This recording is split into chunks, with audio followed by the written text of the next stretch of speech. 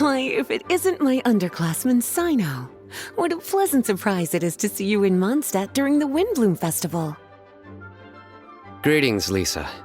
Though I'm sure you've been aware of my presence in Mondstadt for some time already. Oh dear, looks like you've seen right through me. But I was in no hurry. I knew we'd see each other sooner or later. Yes. It's just as Professor Cyrus said. Shared aspirations always have a way of bringing people into each other's orbit. He always has such a poetic way of wording things. I suppose that's the one respect in which I've taken after him. While in your case... Yes, it's his wit and eccentricities that have left their mark on you. I'm not sure that describes me very aptly these days, given that I'm now the General Mahamatra. Still, if we're going to talk about ways with words, I think my deadpan humor is far superior than our professor's.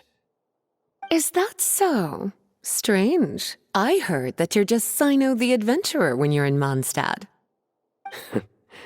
You make a good point. What do you think of Mondstadt during this time of year? It's quite nice, isn't it? Yes, it's very nice. I think I'm starting to understand your reasons for leaving the academia. I've always prided myself on making wise decisions, and that was certainly one of them. If our professor had been as sensible as you, he would have had a much easier time in his working life. Being stubborn doesn't help anybody. Well, if even you feel comfortable criticizing him now that he's retired, it really goes to show how much he's changed. Stubbornness is an all-too-common vice among scholars. I hope that never rubs off on you. I'm always happy to see you visit Mondstadt and experience the feeling of freedom for yourself. I heard the latest news about Kale, too. No doubt the traumas of her childhood will persist for a while to come. But I have to say, she appears to be doing quite better this time than on previous visits. I suppose you're something of a mentor to her, aren't you? Now that I think about it, the two of you aren't so dissimilar.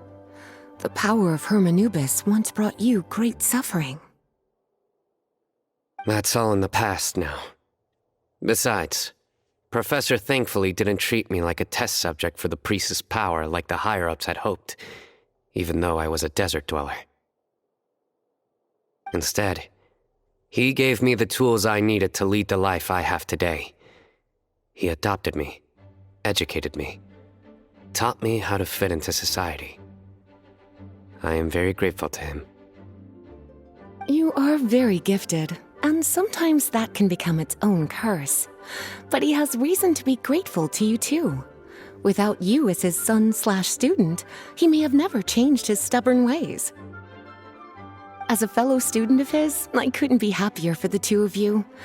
Well, look at how quickly this developed from small talk to a deep and serious conversation. That's one thing I do miss about my academia days. By virtue of being another of his students, you are as much a part of Professor's family as I. It's perfectly natural for a daughter to inherit her father's conversation style. If you say so. I suppose that means I get to call you baby brother from now on. I'd rather you didn't. Yes, there's the baby brother I remember.